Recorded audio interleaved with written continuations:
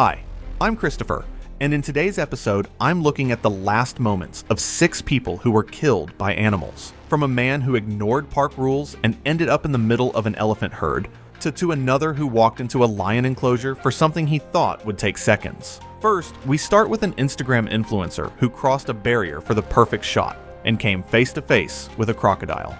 It was 14th March 2017, a private conservation park in Naples, Florida.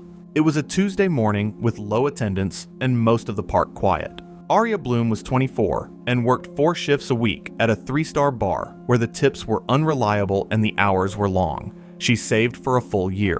When the money was complete, she furnished her entire room to the standard of someone who had everything figured out. She built it piece by piece from thrift shops, car boot sales, and discount homeware stores.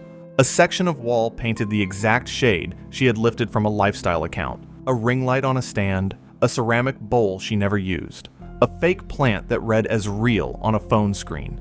She knew how to style a thrifted outfit so it read as deliberate. Her goal was to always appear like a Nepo baby.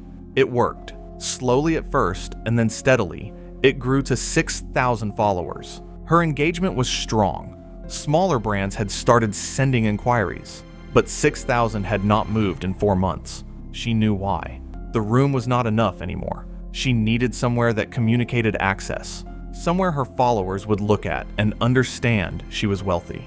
She had been following the park on social media for several months, watching how accounts larger than hers used the location. She saved for 6 weeks on top of the bar shifts. She told her followers she was going. She posted a countdown. When she got there, she spent the first hour moving through the facility, checking each shot immediately and discarding most of them. Nothing was landing. She needed something unique that would make her account blow up. Then she found the Nile crocodile enclosure. 2 barriers separated the viewing area from the water, a waist-high wooden rail with warning signage, and beyond it, a steel fence angled inward at the top, over 6 feet high. Past the fence, the ground sloped down toward the water through compacted earth and mud. Near the edge, a thin layer of wet silt had been spread and compressed by repeated animal movement, creating a smooth, low-friction surface. 3 crocodiles were visible from the public side. One lay close to the waterline, its body aligned with the edge. She stepped over the wooden rail and took a photograph with the danger sign visible in the frame.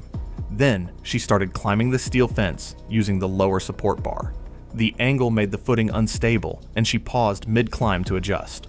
Her jacket snagged on a wire tie near the top, and she hung there for several seconds, freeing the fabric before she cleared the top and dropped down inside. The slope looked dry from where she had been standing.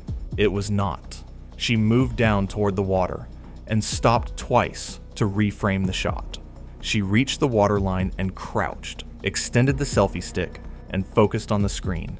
She was not watching her footing or the water. A staff member approximately 130 feet away saw the breach and started moving toward her while calling out and radioing it in. Aria heard the warning. She turned, saw the staff member, stayed crouched, and looked back at her screen. She was going to get the shot before she moved. I just wonder what she was thinking. She heard the warning, looked at the person shouting it, and looked back at her screen. That decision is the one I cannot get past. A few seconds passed. Her front foot slipped on the silt. She tried to correct with her other foot, but the surface gave nothing, and her weight was already forward. She went into the water at 11:34 a.m. The crocodile that had been positioned at the waterline moved the moment she entered. It closed the distance underwater before she had fully registered that she was in the water. The initial contact was a full bite to her upper body. The force of it pulled her under immediately. She surfaced once, briefly, before the crocodile went into a death roll, rotating continuously with her held in its jaws, driving her deeper and away from the bank. She had no surface to push against and no way to break the grip. Crocodiles do not release. During a death roll and do not surface to finish, she did not come back up. The staff member reached the inner fence at 11:35 a.m. and did not enter, following protocol, and continued the emergency call. Site emergency procedures were activated. Paramedics and response units were dispatched, but direct access required the enclosure to be secured, first due to animal presence. Recovery was conducted by trained personnel once the enclosure was safe to enter. Aria's body was recovered from the water. The cause of death was recorded as fatal injuries sustained during a crocodile attack following unauthorized enclosure entry. CCTV confirmed the barrier breach, the timeline, and that the staff response had been within protocol. Both barriers were intact. The warning signage was clearly visible. No structural failure was identified. Her body was returned to her family. They buried her privately. After researching Aria's story, I needed a minute. And then I found Clinton. Guy walks out of a meeting one Wednesday morning, 22 years gone, just like that, and met his end in an enclosure. It was March 12th, 2018, a lion rehabilitation center near Johannesburg, South Africa. Mid-morning, the facility operating at its usual pace, with handlers moving between enclosures, and the volunteer rotation running on schedule. Clinton Marsh was 44 and had spent 22 years in corporate finance in Edinburgh. The redundancy came during a restructuring he had seen coming for 6 months and had told himself would not affect him. It affected him. 4 months of applications at decreasing levels produced nothing. His wife went back to work full-time. He was home every day and quiet in a way his children noticed. He had built his entire adult life around being the person who provided. He did not know who he was without that. He had always said he would work with animals if he ever had the time. Lions, specifically. He had said it at dinner parties for 15 years without meaning to act on it. Now, he had the time. In January, he applied to a volunteer program at a rehabilitation center outside Johannesburg, just to leave home, and was accepted. His wife drove him to the airport. She told him it was a good idea. She meant it. He arrived in South Africa on March 12th. He met a senior handler named Clara, who had worked with lions for 7 years. She was patient and precise. The enclosure protocol was the rule she repeated most often. No solo entry, no exceptions. The animals were not domesticated, and familiarity was not safety. Clinton nodded each time. By the end of the 3rd week, he was still unharmed. That's when he felt the rules weren't important. In the afternoon, while Clara was out for lunch, Clinton realized he had left his water bottle he carried always inside a lion enclosure. He could see it from the gate, sitting against the feeding station post, less than 30 feet inside. Clara would be back in 40 minutes. He decided 40 minutes was too long to wait. I genuinely cannot tell you what 40 minutes felt like to him in that moment, but you are about to find out. Clara had left her handler card on the equipment shelf before going to lunch. Clinton used it to open the enclosure gate and entered confidently. He walked directly toward the feeding station. He was within immediate engagement range from the moment he stepped inside. When he reached the bottle, he crouched down to pick it up and also waved to the lions. Lions assess posture before committing to attack. A crouching human in a feeding zone removes the last signal of non-prey status. The crouch reduced his apparent size, altered his posture into something that reads differently to a predator, and it happened in an area associated with feeding. Clara returned early after noticing on the schedule board that a routine feeding check was due. She saw the gate open and called out from a distance. Clinton looked up toward her voice. The lion was already moving. The feeding station was less than 30 feet from the gate, and it covered the distance in under 2 seconds and hit Clinton from the side before he had fully straightened up. The initial contact drove him to the ground. The lion bit down on the back of his neck and upper shoulder with full force and shook. Clinton did not have the position or the time to protect himself. Clara was shouting and moving toward the gate. The lion held the bite and applied its weight, and Clinton stopped moving. Clara activated the emergency alarm, and other staff reached the enclosure within minutes. The lion disengaged when deterrent measures were applied and moved to the far end of the enclosure. Clinton was still alive when staff reached him. Emergency services were contacted, and he was loaded into a vehicle for transport to hospital. He died on the way. He had been at the facility for 23 days. The cause of death was recorded as traumatic cervical injury and blood loss consistent with a lion attack. The investigation confirmed no equipment failure, no structural breach, and no procedural failure on the part of staff. Clinton had entered the enclosure alone, using Clara's handler card in violation of the solo entry protocol. His water bottle was recovered from the enclosure floor near the feeding station. The facility reviewed its access control systems following the incident and introduced additional physical restrictions requiring dual authorization for enclosure entry. Volunteer access cards were reconfigured to prevent solo entry into lion enclosures without a registered handler present. Clinton waved at a lion that ended his life. But Ryan's story felt completely different on the surface. Big contract, free trip, guy who always lands on his feet. I thought this one would be lighter. I was wrong about that. It was March 14th, 2014, in Kruger National Park, South Africa.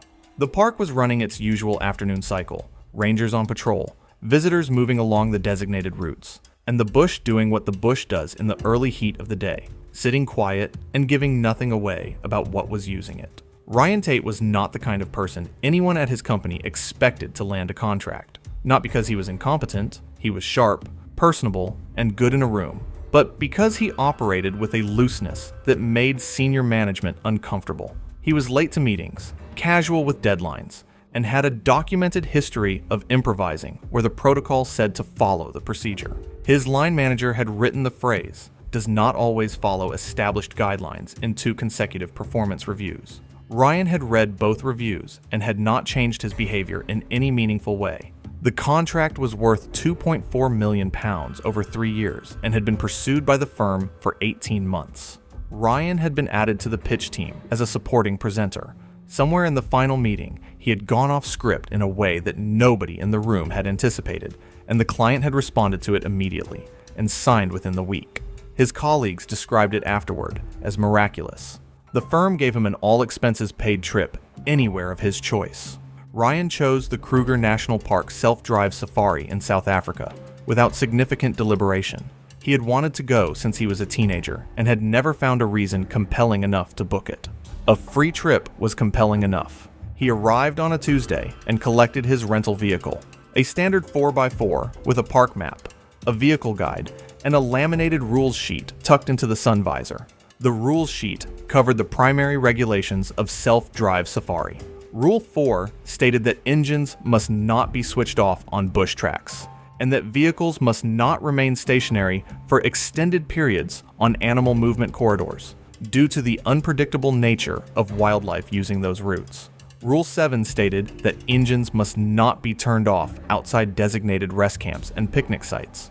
Ryan read the rules sheet the way he read most procedural documents, quickly, partially, and with the underlying assumption that the rules were written for people less capable of managing situations than himself. I've seen this kind of confidence before.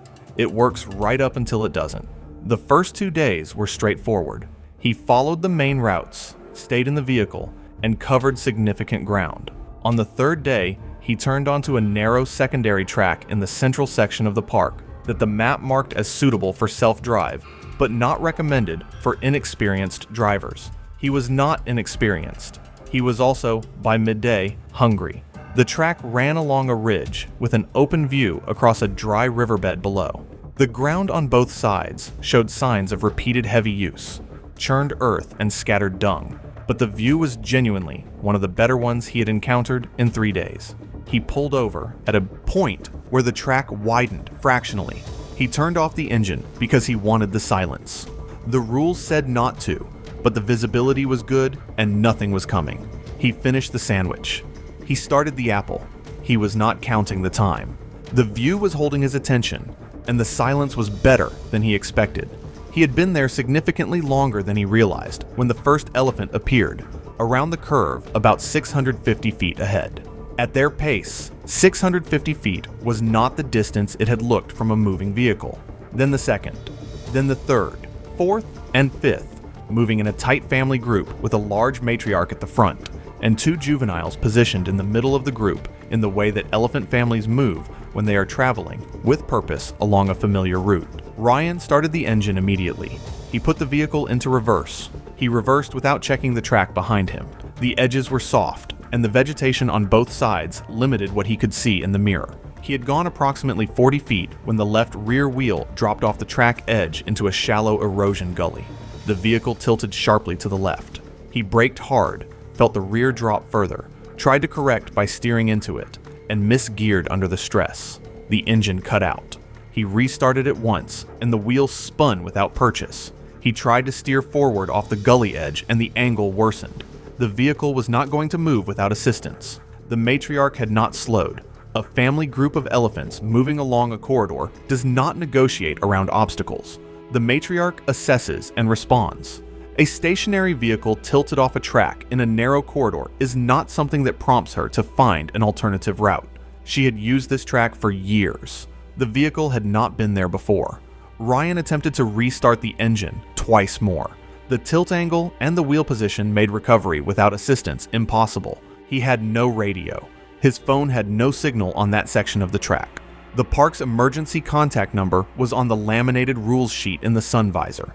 He had not memorized it. The first impact shifted the vehicle another 6 inches into the gully. Ryan threw his weight into the high side door. It moved less than 2 inches before the frame buckled above it, and the gap closed. He climbed into the back seat looking for another option. There was none. The second push from the matriarch brought the roof down on the driver's side, and the collapsing metal caught him across the upper left shoulder and neck. The force was enough to drive him downward and sideways. He could not straighten up after that.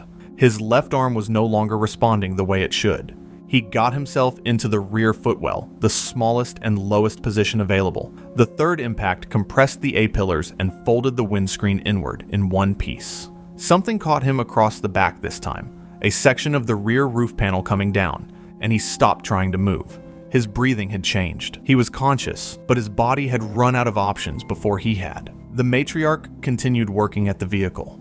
The juveniles waited on the track behind her. When the group finally passed, and the sound stopped, the vehicle was no longer the shape a vehicle is supposed to be. Ryan Tate was found by a park ranger conducting a routine afternoon patrol at 3:47 p.m. The vehicle had sustained catastrophic damage consistent with elephant impact. Ryan Tate did not survive. The cause of death was recorded as traumatic injuries consistent with vehicle compression and impact sustained during elephant contact. The park issued a formal incident report. It noted that the vehicle had been stopped on a designated animal movement corridor in contravention of park regulations 4 and 7. However, I didn't want to include the next story. I really didn't, because once you know why Gerald was there, why he actually made that trip, the whole thing changes. It was July 20th, 2016, Laikipia, Kenya. Open grassland in the late morning, flat and dry, the kind of terrain where you can see a long way and still misjudge everything. Gerald was a financial analyst from Cali, Colombia. 2 years earlier, he and his wife Patricia had planned this exact trip together, walking safari in Laikipia. Her goal specifically was to see a Cape buffalo on foot, close enough to feel real. They had booked flights and a lodge before a short trip to Cartagena interrupted everything. On the return drive to Cali, there was a car accident. Patricia died.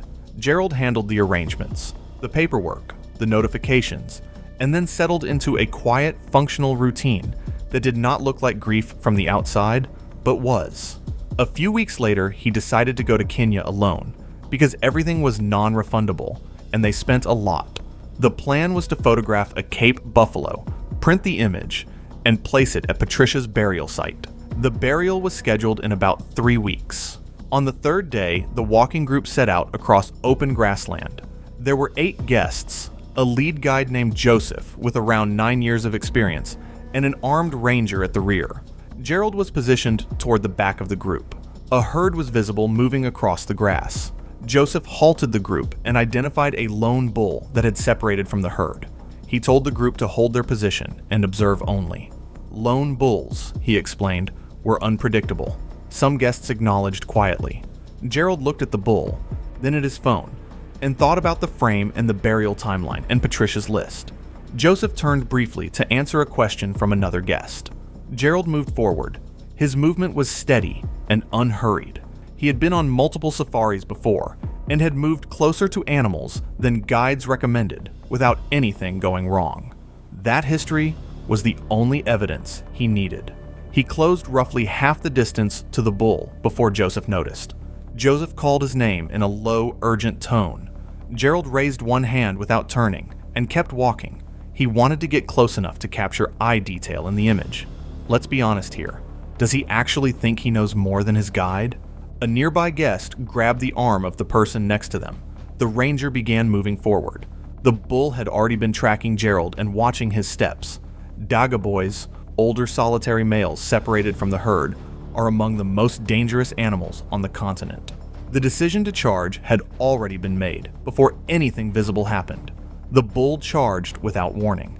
Joseph was already moving toward Gerald, but the timing was already gone. The bull covered the distance in seconds and hit Gerald at full force, driving him into the ground. The impact was from the front and low, the horns making contact with his torso, and the momentum carrying him backward and down. The bull followed through before the ranger could deploy a deterrent shot. The shot was fired, and the animal disengaged and moved off. Gerald was alive, but critically injured. The group reached him within seconds. An airlift was arranged from the reserve, and he was transported to Nairobi. He died before he could be stabilized. He was 52 years old. His body was repatriated to Cali. The burial Patricia's family had been waiting to hold was delayed by 4 days. When it finally took place, Gerald and Patricia were buried the same morning in the same cemetery, 4 blocks from the office where Patricia had worked. The photo frame was recovered from his carry-on. It was empty. The photograph he had come to take was never taken. Gerald's story took something out of me while I was writing it. But Ravi's story was different. He wanted attention, but the snake he collaborated with didn't.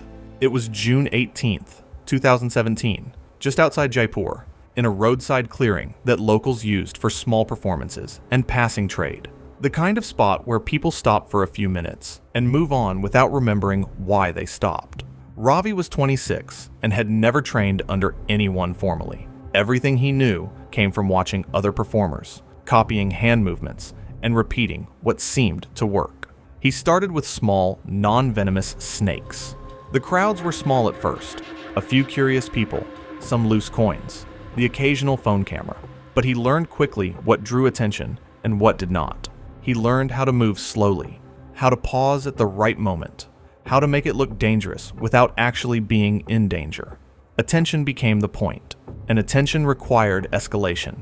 The snake he acquired was not from any licensed source. It came through a chain of informal contacts. Someone who knew someone who dealt in wildlife on the side. Ravi had not asked many questions. He paid what was asked and took what was handed to him. It was a fully grown king cobra, and from the moment he opened the crate, he could see it was not calm. It moved differently from the animals he had handled before, faster to react, less settled. He told himself it would adjust. It did not adjust. On June 18th, a small group gathered again to see Ravi. Ravi set the basket of the snake down and crouched. The crowd was small, but the phones were out, and that was enough. When he lifted the lid, the cobra rose almost immediately. Hood expanding, head fixed forward, body tight. Not the slow theatrical rise of a habituated animal reading a familiar cue. This was something else. A stressed animal that has been transported, kept in poor conditions, and handled inconsistently does not perform. It waits. Ravi did not know the difference because no one had ever taught him to look for it. He brought his hand forward the way he always did and smiled at the crowd the way he always did. He leaned closer to the king cobra, close enough that there was no space left to react if something changed. He was performing the absence of fear for an audience of strangers with phone cameras, and he had confused that with actually being safe. The strike came fast, direct, and done. He pulled back sharply, more surprised than anything else. For a second, he just looked at his hand, then at the snake. Someone shouted. A few people stepped back. Ravi gave a short laugh, like it was not serious. He said something to the crowd.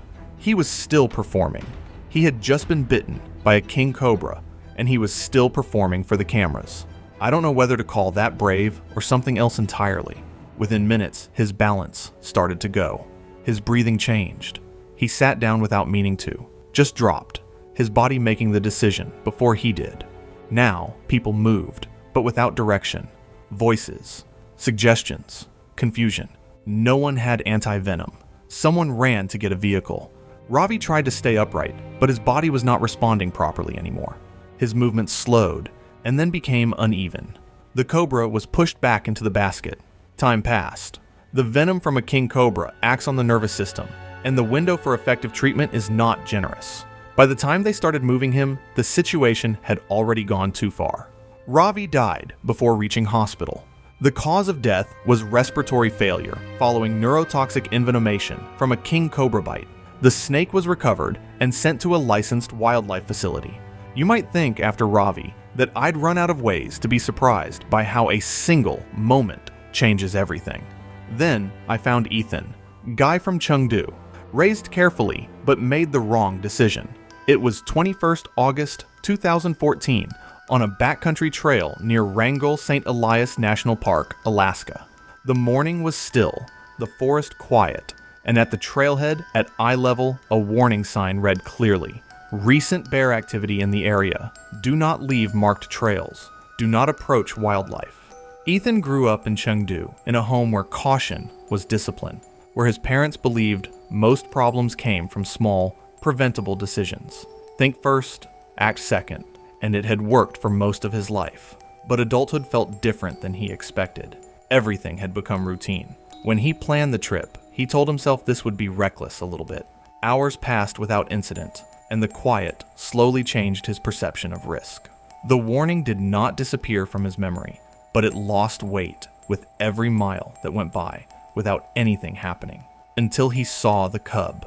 It stood just off the trail in a patch of open ground, small and uncertain, shifting slightly when it noticed him but not running. Ethan stopped, remembering the sign immediately, every word of it. Then another thought followed right after. It's just a cub. He stepped off the trail.